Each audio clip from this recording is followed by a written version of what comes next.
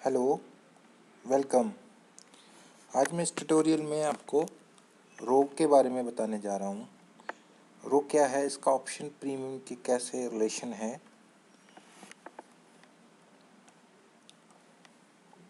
How the option premium move with in change in interest rate. अगर 1% interest rate में change होता है तो ऑप्शन का प्रीमियम कैसे मूव होता है। अगर मैंने कॉल और पुट दो ऑप्शन बाय की हुई हैं और मेरा स्ट्राइक प्राइस की वो 77 की हैं दोनों, और अभी निफ्टी मान लो इंडेक्स 78 चल रहा है, तो इंटरेस्ट रेट 10% है। अगर इसमें 1% चेंज आ जाए, मीन्स 10 से 11 हो जाए या 12 हो जाए, तो कैसे कॉल और पुट का प्रीमियम चेंज होगा। हमने एक वीडियो बनाई थी जिसमें बताया गया था how to calculate the option Greek. तो आप ट्यूटोरियल को देखें, उससे हमने ये कैलकुलेट किए हुए हैं ऑप्शन का रो कैसे कैलकुलेट किया हुआ है।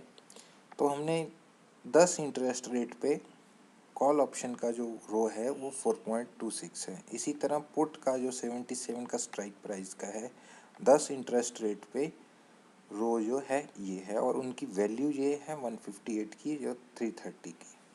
जब 10 से 11 हो जाएगा इंटरेस्ट रेट, तो ये रो की वैल्यू इस प्रीमियम में ऐड हो जाएगी, तो ये कॉल ऑप्शन की वैल्यू बढ़ गई है। बट पुट ऑप्शन की वैल्यू डिक्रीज हो गई है, आप देख रहे घट रही है, इसमें से ये माइनस हो रहा है रो की वैल्यू। तो अब जब 11 हो गया है इंटरेस्ट रेट, तो अब 1% चेंज आएगा, 12 हो जाएगा, तो इतनी वैल्यू ऐड हो जाएगी। इसी तरह इतनी वैल्यू कम हो जाएगी, अगर 11 से 12 होगा तो इसमें से इतनी वैल्यू कम हो जाएगी। पुट और कॉल का देखिए रो सेम नहीं है, और ये नेगेटिव में है, ये पॉजिटिव में है। कॉल की वैल्यू बढ़ रही है इंटरेस्ट रेट बढ़ने से, और इसकी वैल्यू कम हो रही है पुट की। अब रो किस पे डिपेंडेंट है, रो डिपेंडेंट होता है टाइम टू एक्सपायरी कितना रहता है, एटीएम ओटीएम का कितना है, पुट और कॉल का क्या है। तो अभी देखेंगे हम पहले पुट और कॉल का क्या है। देखिए इंटरेस्ट रेट अप हुआ है तो कॉल की वैल्यू बढ़ी है, और पुट की वैल्यू डिक्रीज हुई है। Positive for call, negative for put. Interest down हो जाएगा, कॉल की वैल्यू डाउन हो जाएगी, पुट की वैल्यू अप हो जाएगी। तो ये इंटरेस्ट रेट का ऑप्शन के प्रीमियम के ऊपर क्या इम्पैक्ट है वो रो से बताते हैं। ये देखिए रो इन द मनी और एटीएम तक कैसे बिहेव करती है, कॉल की और पुट की। जैसा कि बताया मैंने, कॉल पॉजिटिव होती है और नेगेटिव होता है रो फॉर पुट के लिए। तो इन द मनी डीप होती है, हाईएस्ट रो होता है, इस पे इंटरेस्ट रेट का इम्पैक्ट ज़्यादा होता है, और ओटीएम के ऊपर कम होता है इंटरेस्ट रेट का इम्पैक्ट। इसी तरह पुट के लिए माइनस में ज़्यादा होता है जब इन द मनी होती है, आउट ऑफ का कम होता है। तो बोथ केसेस में इस पे आउट ऑफ मनी का कम है, इन द मनी पे इम्पैक्ट ज़्यादा है। इसमें ज़्यादा वैल्यू बढ़ेगी, इन द मनी ऑप्शन में जितनी ज़्यादा होगी उतना ज़्यादा वैल्यू बढ़ेगी।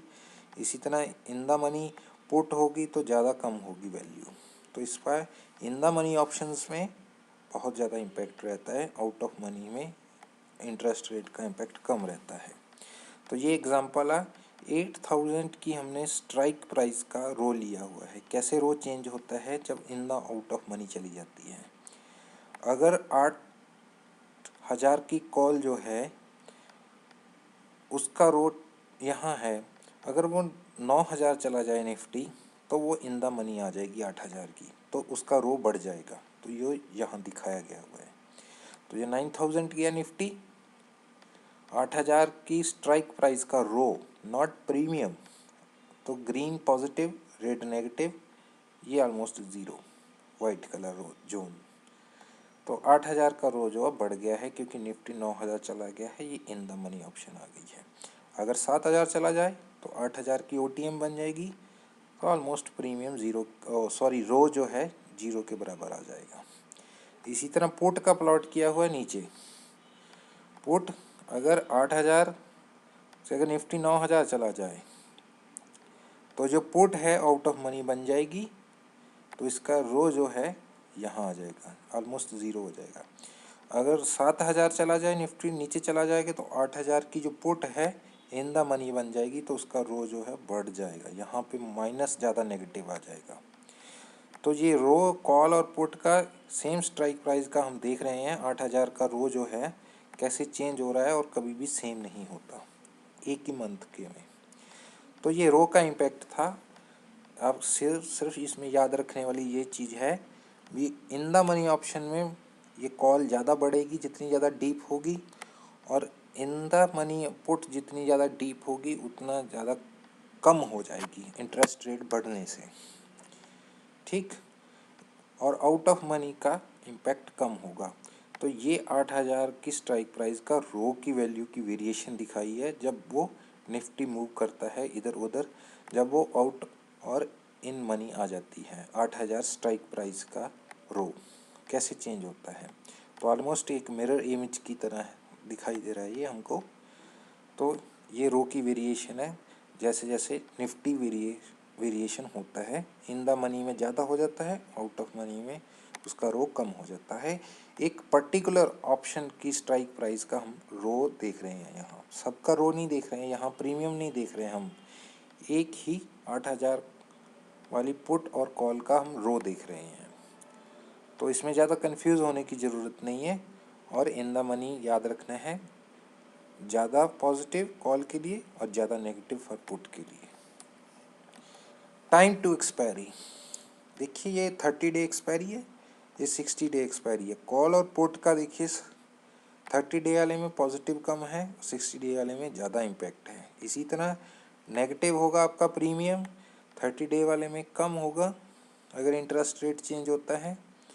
ये जो रो की वैल्यू दी रखी है मैंने, तो 60 डे वाले में अगर इंटरेस्ट रेट 1% बढ़ जाता है तो 0.004 आपका प्रीमियम लॉस होता है। अगर 30 डे वाली ऑप्शंस ले रखी है आपने, तो इंटरेस्ट रेट 1% भी चेंज होता तो कम चेंज होएगा। ज़्यादा लंबी ऑप्शंस उसमें उतना खतरा है इंटरेस्ट रेट चेंज होने के साथ प्रीमियम चेंज होने का,